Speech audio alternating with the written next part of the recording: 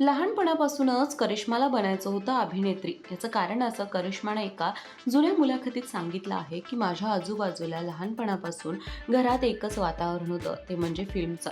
आणि म्हणून मला सुद्धा वाटायचं मी सुद्धा मोठी होऊन अभिनेत्री व्हावं, त्याचबरोबर डान्स करावा, ॲक्टिंग करावी आणि लोकांची प्रसिद्धी आणि प्रेम मला सुद्धा मिळावं. आणि म्हणूनच कदाचित मी कोणत्याच दुसऱ्या करिअरबद्दल कधीच विचार केला नाही. आजही मला भीती वाटते की मी जर एखाद्या दुसऱ्या करिअरविषयी विचार केला असता तर. त्यामुळे मला असं वाटतं की अभिनेत्री म्हणून मलाच मोठं व्हायचं आहे. त्याचबरोबर मला यावर काम करून चांगलं नाव कमवायचं आणि खूप छान छान चित्रपटामध्ये काम करायचं आहे, असं करिश्माने सांगितलं होतं. त्याचबरोबर करिश्मा कपूर त्यावेळी राजा हिंदुस्तानी या चित्रपटाच्या शूटिंगच्या पूर्वी हे बोलत होती. आणि म्हणूनच त्यानंतर जरी पाहिलं तर तिचे त्यानंतरचे सर्व चित्रपट सुपर डुपर हिट ठरले. तुम्हाला करिश्मा कपूरचा कोणता चित्रपट सर्वात जास्त आवडतो हे कळवायला विसरू नका.